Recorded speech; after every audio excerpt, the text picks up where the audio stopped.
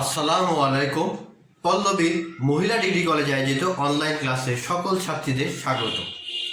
আমি সর্বপ্রথম শুকরিয়া জ্ঞাপন করছি মহান আল্লাহ তাআলার নিকট, যিনি এই করোনা মহামারীর সময় আমাদের সুস্থ সবল রেখেছেন। আমি আরও ধন্যবাদ জানাচ্ছি আমাদের মাননীয় অধ্যক্ষ, মাননীয় উপাধ্যক্ষ ও অনলাইন ক্লাসের সাথে সংযুক্ত সকল শিক্ষক মণ্ডলী ও ছাত্রীবৃন্দ। তোমাদেরকে সালাম ও শুভেচ্ছা জানিয়ে আমি আজকের ক্লাস শুরু করছি। আজ আমি অনার্স তৃতীয় বর্ষ হিসাব বিজ্ঞান বিভাগের অর্থায়নের নীতিমালার দ্বিতীয় অধ্যায় ক্লাস নিয়ে হাজির হয়েছি। আজকের ক্লাসে আমরা শিখব পে ব্যাক পিরিয়ড, যেটা আমি গত ক্লাসে দেখে দিয়েছিলাম। আজকে নতুন করে শিখব পে ব্যাকটা শিখব, এনপিভি শিখব, আইআরআরটা শিখব। এই দুইটা সূত্রের অঙ্কগুলো আজকে আমরা শিখব দ্বিতীয় অধ্যায়। তো প্রিয় ছাত্রী, তোমাদেরকে সালাম ও শুভেচ্ছা জানিয়ে আমি আমার আজকের ক্লাস শুরু করছি। আজকে আমি সর্বপ্রথম এই অঙ্কটা পড়ব, পড়ার পরে বুঝবো, বোঝার পরে করার চেষ্টা করব। তো প্রিয় শিক্ষার্থী, আজকে প্রথমে আমরা একটা অঙ্কটা বুঝি। অঙ্কটা বোঝার পরে আমরা অঙ্কটা করব, করার পরে আমরা বাদ বাকি যে বোর্ডের কোশ্চেনগুলো আছে সেগুলা করতে পারবো, আশা করি ইনশাআল্লাহ। তো প্রিয় শিক্ষার্থী, প্রথমে আমরা অঙ্কটা বুঝি। অঙ্কটা বোঝার পরে আমরা করে দিচ্ছি, তোমাদেরকে আমি করে দিচ্ছি। দেখো,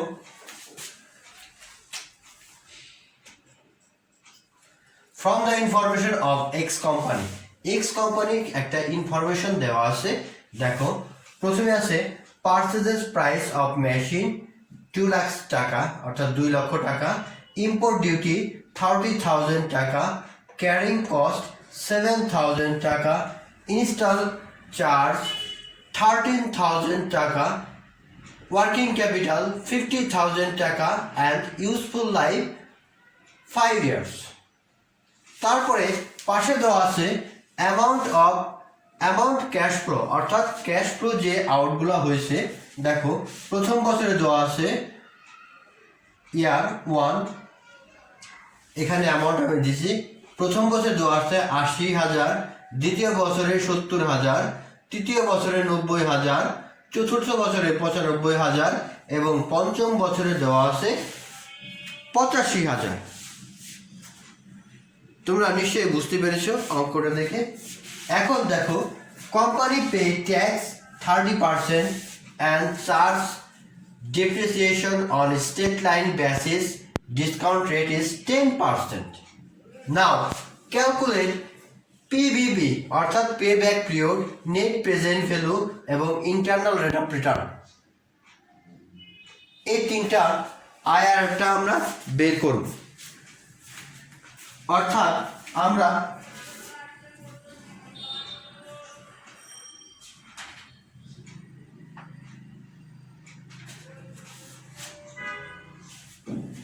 এই তিনটা আমরা এখন বের করার চেষ্টা করব।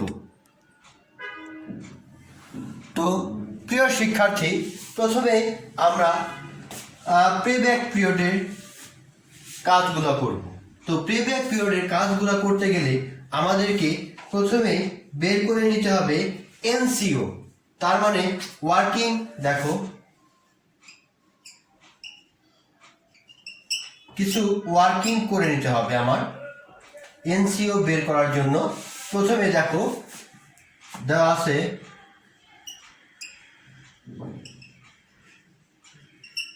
Purchase price of machine 2 lakh টাকা।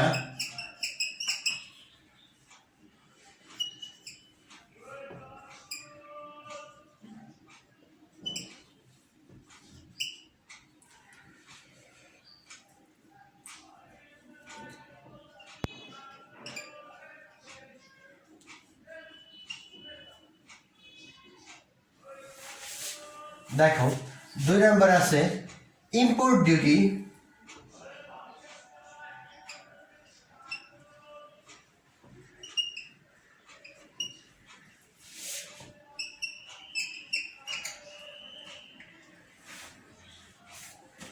ক্যারিং কস্ট,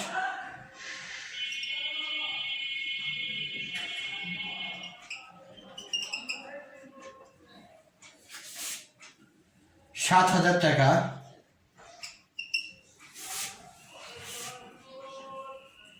তারপর দেওয়া আছে ইনস্টলেশন চার্জ,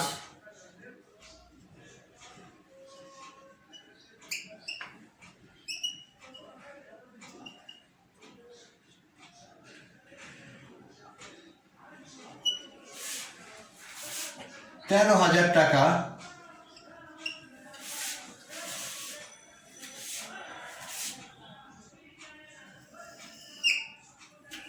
এখন এই চারটা যোগ করার পরে আমরা পাই ইনস্টল কস্ট অফ মেশিন, অর্থাৎ ইনস্টল কস্ট, অর্থাৎ বা খালি কস্ট আমরা লিখতে পারি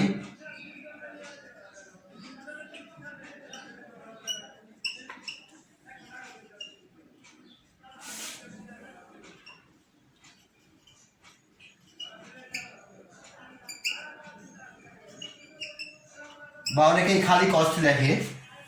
এটা যোগ করলে আমরা পাই ৳2.5 লক্ষ, অর্থাৎ ৳2,50,000। তার মানে আমরা এই ইনস্টল কস্টটা পেয়ে গেলাম। এই ইনস্টল কস্টের সাথে যখন আমরা অ্যাড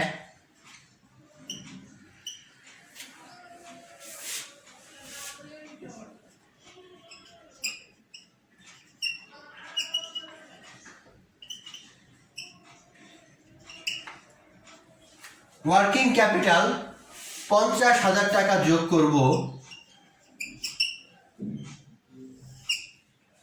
এই যোগ করার পরে আমরা পেয়ে যাব NCO, নেট ক্যাশ আউটফ্লো বা আউটলে যেটাই বলি, এটা পেয়ে যাব ৳3,00,000।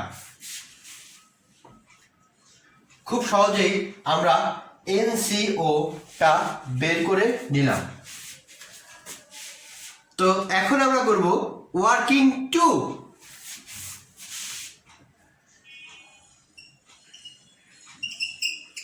ওয়ার্কিং 2-তে আমরা বের করব ডিপ্রিসিয়েশন। অবশ্যই এটা আমরা বের করে নেব। দেখো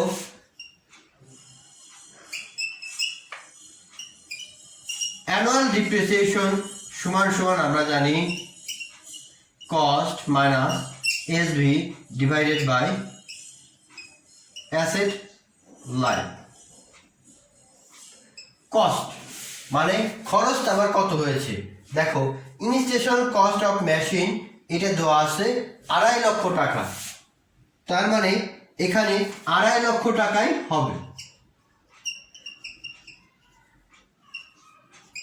এসভি মানে সেলভেজ ভ্যালু বা 5 বছরের পরে অবশিষ্ট, যেহেতু স্ট্রেট লাইন বেসিসে এই অঙ্কটা বলে দিয়েছে যে তোমরা দেখো depreciation on the straight line basis, তার মানে 5 বছরের ভিতরে এটা শেষ হয়ে যাবে, তার মানে এটা 0। আর অ্যাসেট লাইফ দেখো দেওয়া আছে 1 2 3 4 5,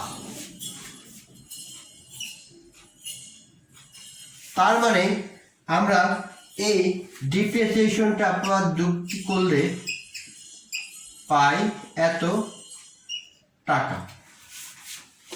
তার মানে আমরা NCO অ্যান্ড ডিপ্রিসিয়েশনটা পেয়ে গেলাম।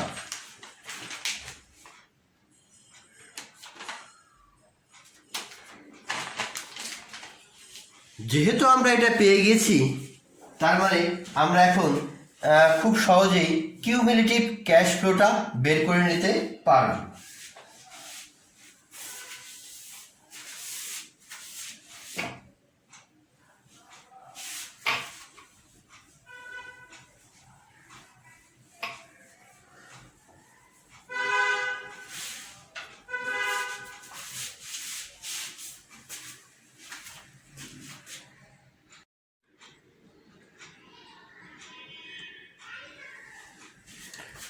দেখো প্রিয় শিক্ষার্থীরা, আমরা এখন ওয়ার্কিং এর তৃতীয় ধাপ অর্থাৎ ওয়ার্কিং এর 3 নম্বর ওয়ার্কিংটা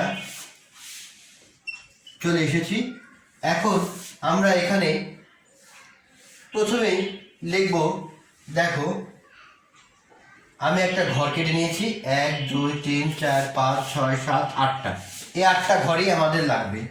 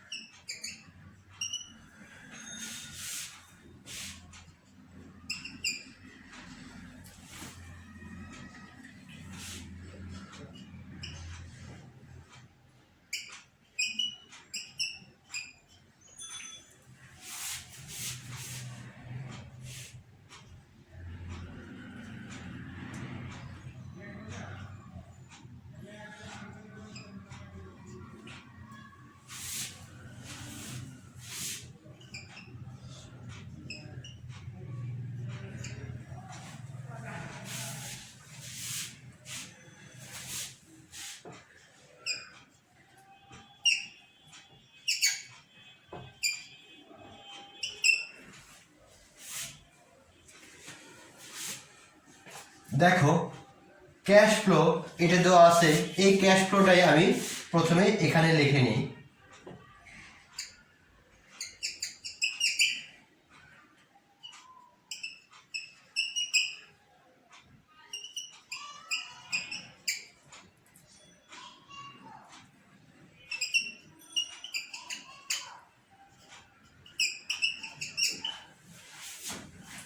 এখন আমাদের আগের অঙ্কে ডিপ্রিসিয়েশন বের হয়েছিল কত? 50,000 টাকা, অর্থাৎ 5 বছরেই 50,000 টাকা করে ডিপ্রিসিয়েশন একই হবে।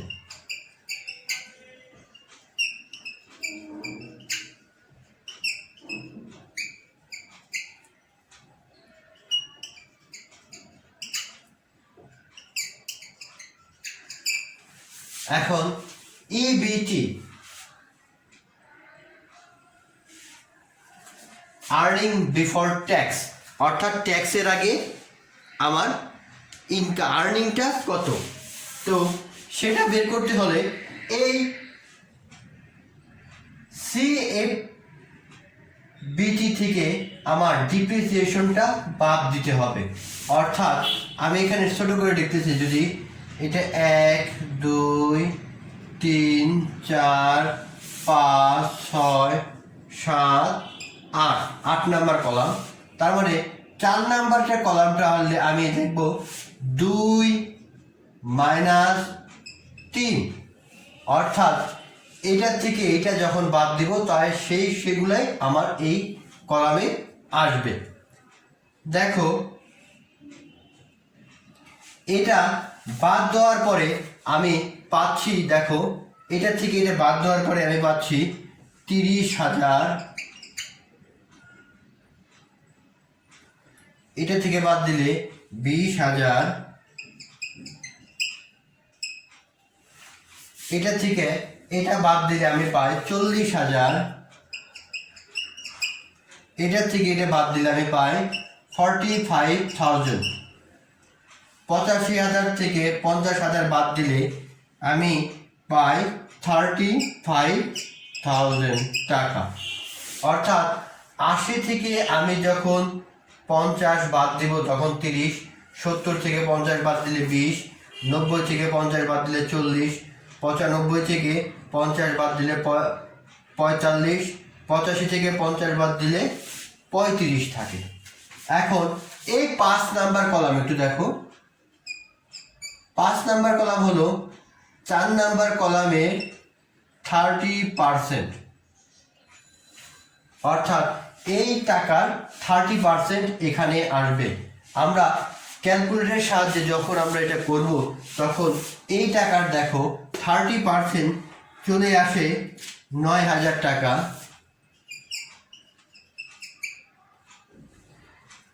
তারপরে 20% আছে 6,000 টাকা,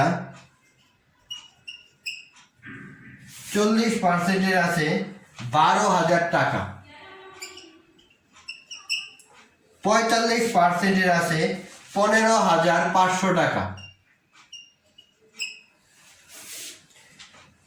এবং 35,000 টাকার আসে 10,500 টাকা। দেখো এই পর্যন্ত তোমরা ক্লিয়ার কিনা আমি আরেকটু বুঝিয়ে দিচ্ছি তোমাদের। দেখো প্রথমে ইয়ার দেওয়া আছে 5 বছর আমি লিখে নিয়েছি, তারপরে সিএফটি অর্থাৎ ক্যাশ ফ্লো যেটা অ্যামাউন্টটা দেওয়া আছে অ্যামাউন্টগুলো বসাইছি, তারপরে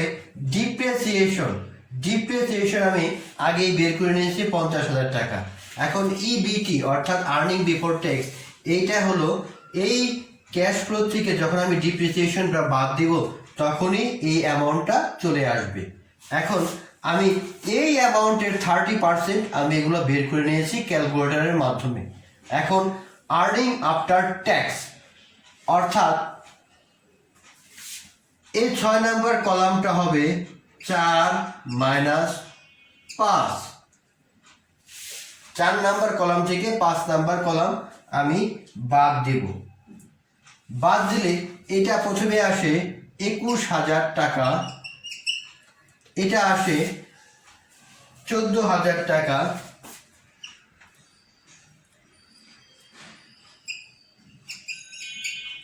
এটা আসে 28,000 টাকা,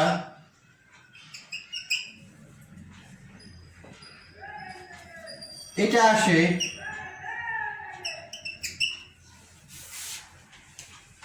31,500 টাকা, আর এটা আসে 24,500 টাকা। তার মানে ইএটি আর্নিং আফটার ট্যাক্স সেটা আমার বের হয়ে গেল। এখন CFAT cash flow after tax, এই ক্যাশ ফ্লো আফটার ট্যাক্স এটা খুবই গুরুত্বপূর্ণ একটা বিষয়।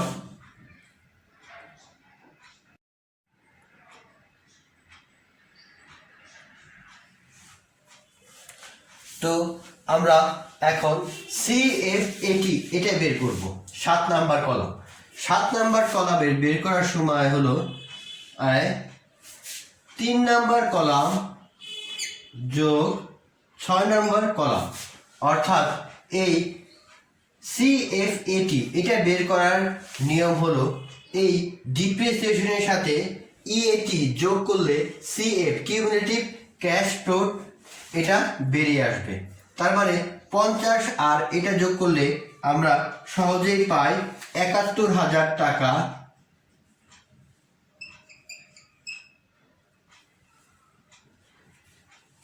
এটার সাথে এটা যোগ করলে আমরা পাই 64,000 টাকা।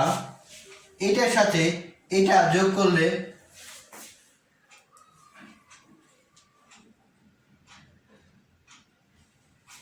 এটার সাথে এটা যোগ করলে আমরা পাই 78,000 টাকা। আর এটার সাথে এটা যোগ করলে আমরা পাই 81,500 টাকা, 81,500 টাকা। আর এটার সাথে এটা যোগ করলে আমরা পাই 74,500 টাকা। তার মানে আমরা এটা বের করে ফেললাম। এখন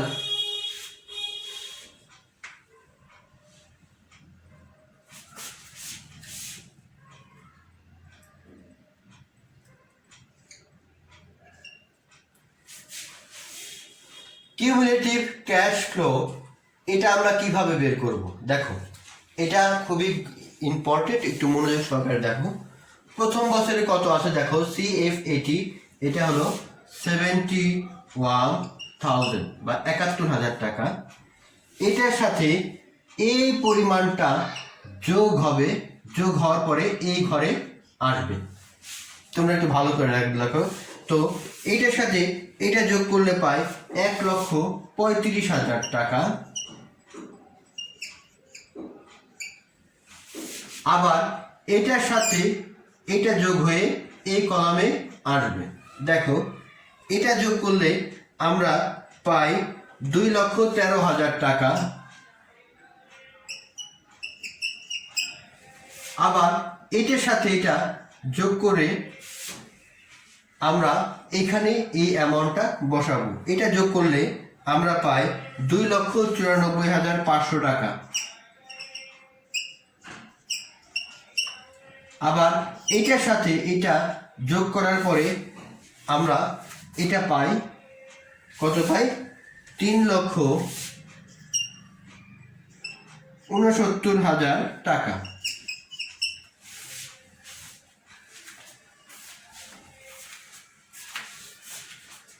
দেখো প্রিয় শিক্ষার্থীরা, আমরা প্রায় অঙ্কের কাছাকাছি চলে এসেছি। দেখো, আমাদের অঙ্কে দেওয়া ছিল সম্পূর্ণ যে টাকা সেটা এনওসি দেওয়া ছিল 3 লক্ষ টাকা। পঞ্চম বছরে যে দেখো 3 লক্ষ টাকার অবধারিত হয়ে গেছে। তার মানে চতুর্থ বছরে যে আমার হবে সূত্রের এ, সূত্রের এ হবে চতুর্থ বছরে যে, আর এই টাকাটা হবে সি এবং এই টাকাটা হবে ডি।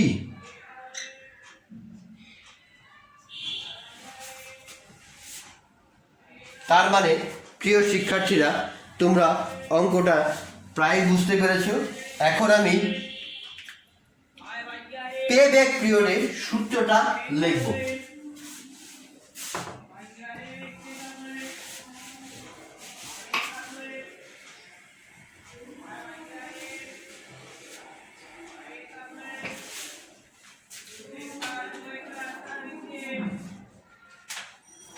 দেখো, 1 নাম্বার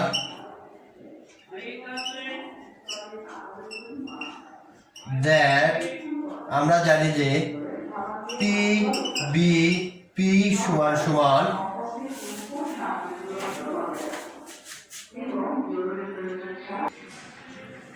অর্থাৎ আমরা এখন দেখি পিবিপি অর্থাৎ পে ব্যাক পিরিয়ডের যে সূত্রটা A plus NCO minus C divided by G. দেখো, এর মানটা আমরা এখান থেকেই পেয়েছি, যে হয়ে গেছে দেখো যে 4 অর্থাৎ চতুর্থ বছর, যোগ এনসিওটা পেয়েছিলাম আমরা 3 লক্ষ টাকা,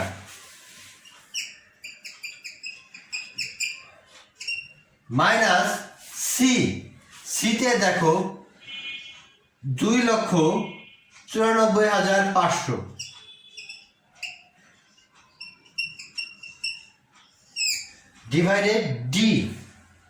ডিভাইডেড ডি আছে 74,500।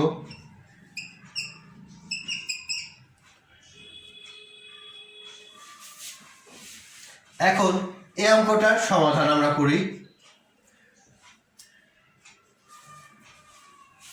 এটা থেকে এটা বাদ দিলে আমরা পাই 5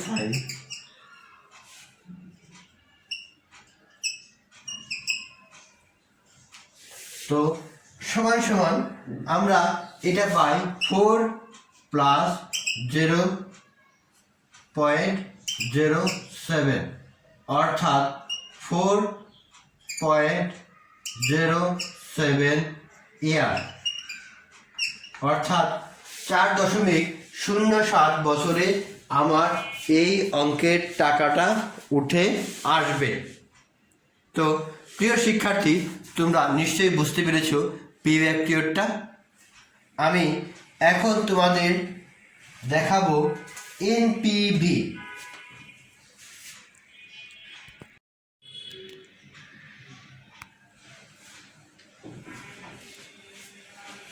তো প্রিয় শিক্ষার্থী, আমরা এখন দেখব এনপিভি এবং আইআর করার সূত্রসমূহ। তো দেখো, আমি একটা টেবিল আর্ট করেছি। দেখো, table for calculation of PVP অর্থাৎ present value and IR internal rate of return. প্রথমে ইয়ার, তারপরে সিএফএটি, তারপরে ডিসকাউন্ট ফ্যাক্টর 10% পিভি। আবার আইআর এর জন্য আমি 15% ডিসকাউন্ট ফ্যাক্টরটা নিয়েছি, এটা ধরে নিয়েছি। তো প্রথমে দেখো 1 2 3 4 5, এই 5 বছরের সিএফটি অর্থাৎ ক্যাশ ফ্লোটা আমাদেরকে এখানে বের করে নিতে হবে। তো সিএফএটি আমরা আগের যে সিএফএটি বের করে নিয়েছিলাম অর্থাৎ কিউমুলেটিভ ক্যাশ ফ্লো, সেই কিউমুলেটিভ ক্যাশ ফ্লোর অ্যামাউন্টটাই আমরা এখানে লিখব। তো প্রথমে আমারটা বের হয়েছিল কিউমুলেটিভ ক্যাশ ফ্লো 71,000 টাকা, তারপরে 64,000 টাকা, তারপরে আছে 78,000, তারপরে আসলো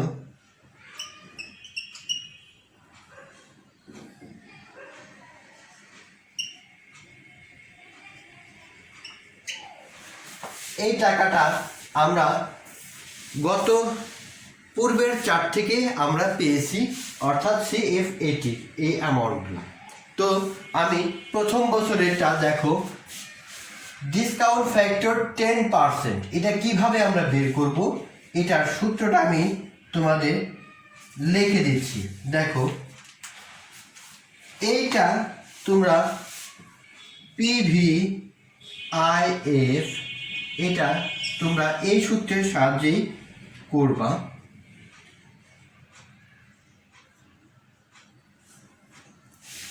অর্থাৎ দেখো, এই সূত্রের সাহায্যে আইটে দেওয়া থাকবে হলো ইন্টারেস্ট দেওয়া থাকবে 0.10%, 5 বছর একই থাকবে। আর এটা প্রথম বছরে 1, দ্বিতীয় বছরে 2, তৃতীয় বছরে 3, চতুর্থ বছরে 4 এবং পঞ্চম বছরে যে সেটা 5 হবে। তো প্রিয় শিক্ষার্থী, তোমরা তাহলে বুঝতে পারছো যে ডিসকাউন্ট ফ্যাক্টর কত। এই সূত্রের সাহায্যে আমরা এই ডিসকাউন্ট ফ্যাক্টরটা বের করব। তো প্রথম বছরে আমরা পাই 909, দ্বিতীয় বছরে পাই 826, তৃতীয় বছরে পাই 751, 683, 621। তার মানে এখন এই পিভিটা বের করব, এটার সাথে এটা গুণ করলে আমরা এই প্রেজেন্ট ভ্যালুটা পেয়ে যাব।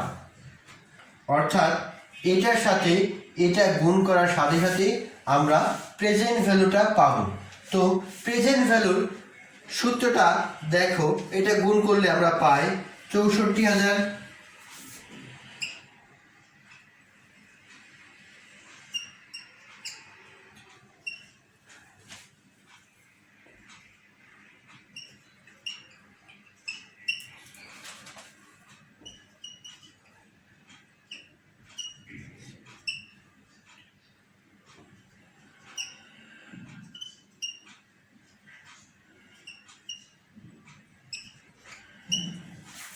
অর্থাৎ এই অ্যামাউন্ট দ্বারা এই অ্যামাউন্ট আমরা ক্যালকুলেটরের সাহায্যে গুণ করলে পাই 64,539 টাকা।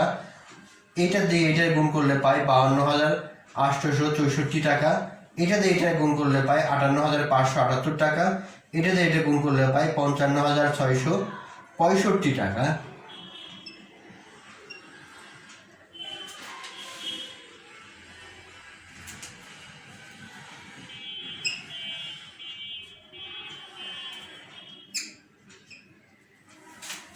এটাতে এটা গুণ করলে পাই 64,264 টাকা। তো এখন আমরা তাহলে পেয়ে গেলাম এই পিভিটা পেয়ে গেলাম। এখন আমরা দেখি হায়ার ডিসকাউন্ট রেটের 15% কত পাই। 15% ঠিক এখানে 10-এর জায়গায় আমরা যদি 15 দিয়ে বের করি তাহলে এই 5 বছরে যে মানটা পাই তা হলো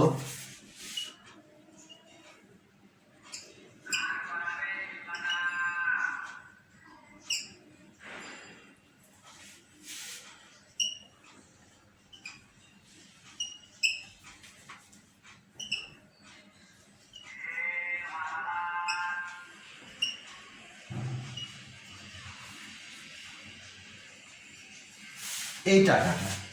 তো এটা দিয়ে যখন আমি এটা গুণ করব তখন আমি এই যে পরিমাণ ক্যালকুলেটরের সাহায্যে পাবো তা আমি এই পরিমাণটা লিখে দিচ্ছি।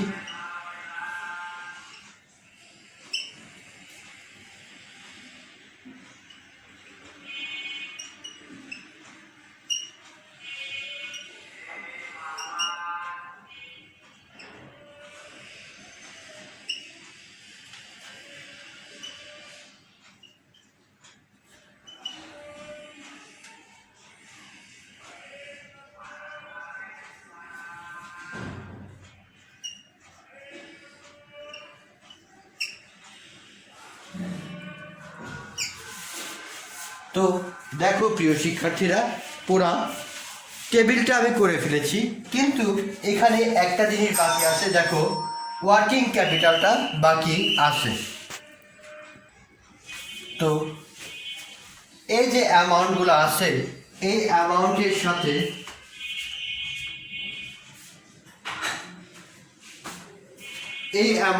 সাথে আমি যখন এই ওয়ার্কিং ক্যাপিটালের টাকাটা যোগ করব, অর্থাৎ ওয়ার্কিং ক্যাপিটাল 50,000 টাকা, যেহেতু পঞ্চম বছরে, তো পঞ্চম বছরের অ্যামাউন্টটাই এখানে হবে। তো এটা গুণ করলে আমরা পাই 31,050 টাকা।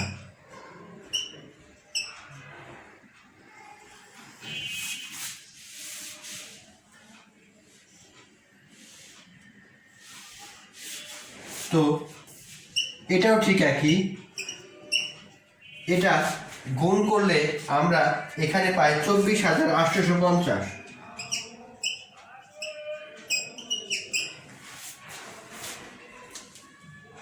তো আমরা পেয়ে গেলাম আমাদের, দেখো, কিউমুলেটিভ এনপিভি এবং আইআরটা আমরা পেয়ে গেলাম।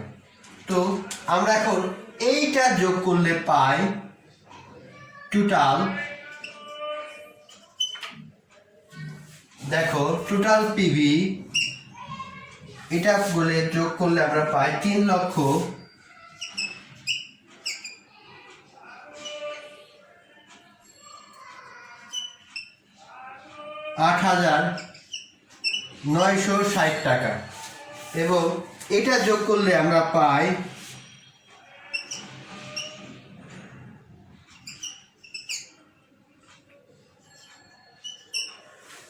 2,69,973 টাকা।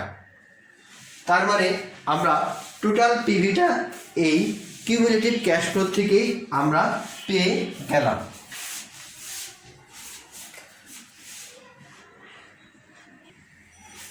তো প্রিয় শিক্ষার্থীরা, তাহলে আমরা এনপিভি সমান সমান আমরা লিখতে পারি PV of NCB minus PV of NCO.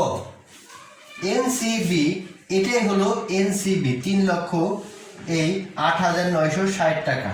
তার মানে 3,08,960 টাকা মাইনাস, এই মাইনাসটা পিভি অফ এনসিও, সেটা আমরা পেয়েছিলাম প্রথমেই 3 লক্ষ টাকা। তার মানে এই টাকাটাই হলো আমার এনপিভির অ্যান্সার। তাহলে প্রিয় শিক্ষার্থীরা, তোমরা এই এনপিভিটা, এই যে 2 নাম্বারটা আছে, এটা নিশ্চয়ই তোমরা ভালো মতো বুঝতে পেরেছো।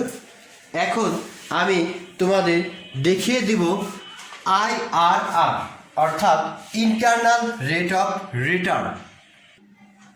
তো প্রিয় শিক্ষার্থীরা, আমরা এখন IRR এটা লিখব। IRR এর সূত্র আমরা জানি A plus C minus D গুণন B মাইনাস A, এটাই হলো IRR এর সূত্র। তো এই সূত্রের আমাদের এখন মান বসাতে হবে। তো আগে আমি এগুলার মান বসাই নিই। এ ধরে নিয়েছি আমি লোয়ার ডিসকাউন্ট রেট, যেটা 10% ছিল। তারপরে বি হায়ার ডিসকাউন্ট রেট, যেটা 15% ছিল। তারপরে সি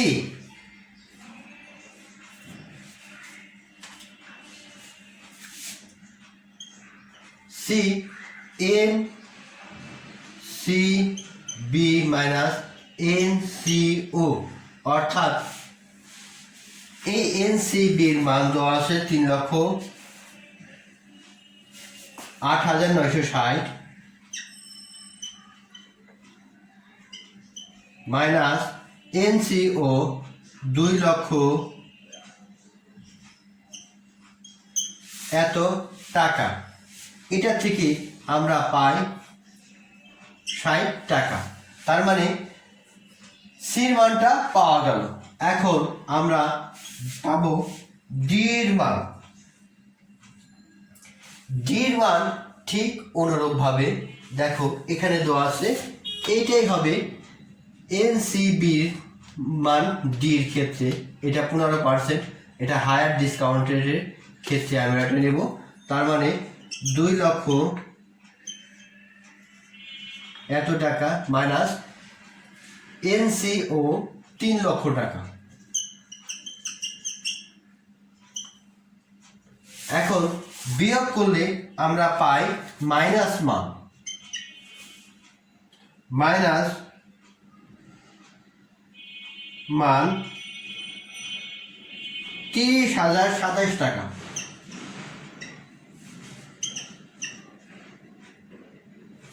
30,027 টাকা। অনেকেই এটাকে আবার দেখো এইভাবেও লেখে, ব্র্যাকেটেও লিখতে পারো, অথবা মাইনাস দিয়েও লিখতে পারো। তো একটু দেখো, তাহলে আমরা মানটা বসাই। এর মান 10% প্লাস সির মান 8,960 মাইনাস এই মাইনাস মাইনাস, এখন এটা আসছে মাইনাস 30,027 যোগ বির মান আছে 15% মাইনাস 10%। এই অঙ্কটা সমাধান করলে আমরা IRR এর মান পেয়ে যাব। তো দেখো 10% প্লাস এই প্লাসে এ মাইনাসে প্লাস, তার মানে 8960 প্লাস 30027 উপরে 8960, আর এটা বাদ দিলে আমরা পাই 5%। দেখো এখন 10 যোগ এই কয়েকটার সমাধান আমরা করলে পাই 1.15%। তো IR এর মান পাই 1.15%। অর্থাৎ 15% আমরা পাই আই আর আর এর মান। তোমরা আরেকটু দেখো, এর মান মানে লোয়ার ডিসকাউন্ট রেট, সির মান অর্থাৎ এনসিবি থেকে এনসিও অর্থাৎ এনসিবিটা আমরা বের করে নিয়েছিলাম যেটা সেটার থেকে এটা বাদ দেওয়ার পরে হয়েছে। তারপর ডির মানটা ঠিক একইভাবে আমরা বাদ দিয়ে মাইনাস ফিগার পেয়েছি। মাইনাস ফিগার পাওয়ার পরে তারপরে আমরা এই মানগুলা পাওয়ার পর এখানে বসিয়েছি, এই সূত্র অনুযায়ী বসিয়েছি। এটা হলো সূত্র অনুযায়ী বসিয়েছি। বসানোর পরে সমাধান করলে আমরা এটার অ্যান্সার পাচ্ছি। তো প্রিয় শিক্ষার্থীরা, তোমরা এনপিভির মানটা খুব ভালো মতোই বুঝতে পারলা। আমি পরবর্তী ক্লাসে তোমাদেরকে প্রত্যাশিত আয়ের হার যেটা আছে সেটা রিস্ক অ্যান্ড রিটার্নের সেটা আমি দেখিয়ে দিব। সেটা হলো sigma, standard deviation, coefficient of variation. এই অঙ্কগুলো দেখালেই আমার এই চ্যাপ্টারটা শেষ হয়ে যাবে। তো প্রিয় শিক্ষার্থী, আশা করি তোমরা সবাই ভালো আছো। তোমাদেরকে প্রীতি ও শুভেচ্ছা জানিয়ে আমি আজকের মতো এখানে শেষ করব। আমি ধন্যবাদ জানাচ্ছি মহান আল্লাহ তাআলাকে, যিনি এই করোনা মহামারীর সময় আমাদের সুস্থ সবল রেখেছেন। আমি আরও ধন্যবাদ জানাচ্ছি আমাদের অধ্যক্ষ, উপাধ্যক্ষ এবং অনলাইন ক্লাসের সাথে সংযুক্ত সকল শিক্ষক মণ্ডলীকে ও ছাত্রীবৃন্দকে। তোমাদেরকে প্রীতি ও শুভেচ্ছা জানিয়ে আমি আমার এই ক্লাস আজকের মতোই এখানে শেষ করছি। সবাই ভালো থেকো, সুস্থ থাকো, এই কামনায়। আল্লাহ হাফেজ।